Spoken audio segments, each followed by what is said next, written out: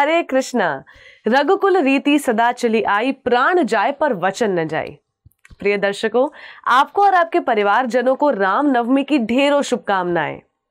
ये तो सभी जानते हैं कि राम नवमी भारत में मनाए जाने वाला एक सबसे प्रसिद्ध त्योहार है और इस्कॉन के फाउंडर आचार्य श्रील प्रभुपाद के अथक प्रयास और प्रचार से अब पाश्चात्य देशों में भी राम नवमी धूमधाम से मनाई जाती है। भगवान श्री रामचंद्र ने त्रेता युग में अपने 3 दिव्य भाई भरत, लक्ष्मण और शत्रुघ्न के साथ अयोध्या की पावन भूमि पर अवतार लिया। भगवान श्री रामचंद्र भगवान विष्णु के 10 अवतार में से एक श्रेष्ठ अवतार है, परंतु भगवान अवतार क्यों लेते हैं, ये बात भगवान श्री कृष्ण हमें गीता में बताते हैं।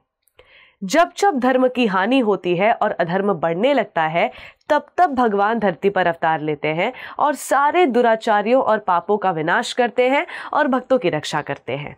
इस प्रकार धर्म की पुनः स्थापना करने हेतु भगवान स्वयं अवतरित होते हैं।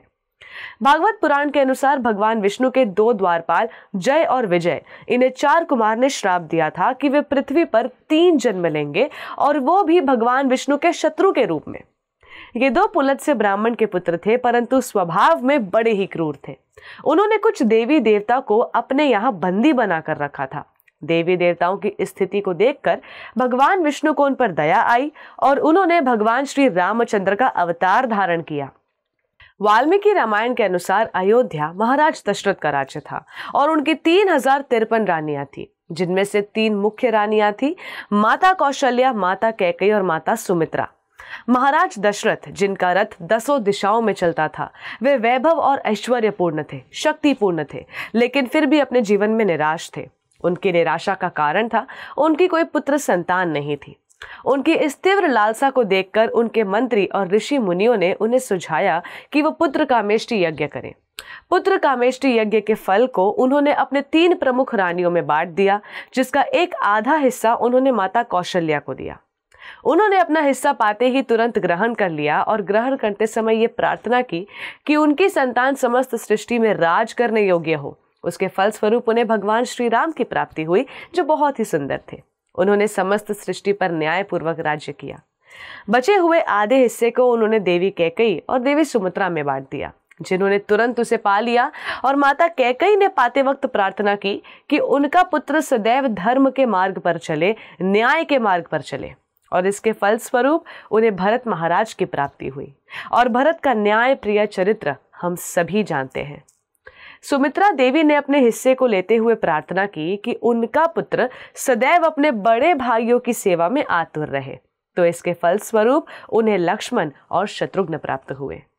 लक्ष्मण हमेशा भगवान राम की सेवा में रहे थे, बिल्कुल उसी तरह जैसे माता लक्ष्मी भगवान विष्णु के चरण कमलों की सेवा में रहती है।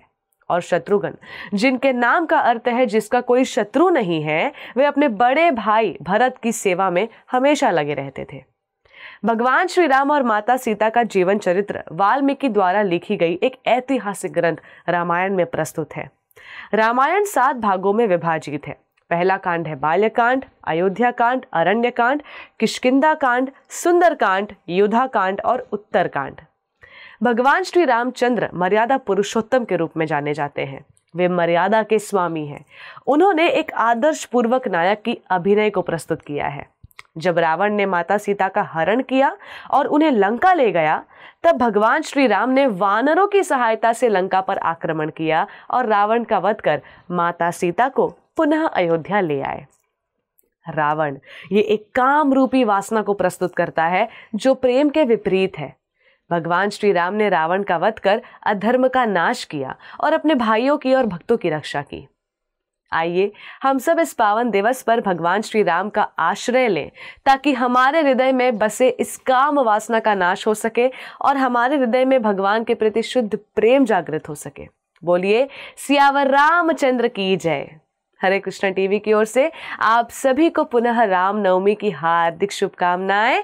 जय श्री राम।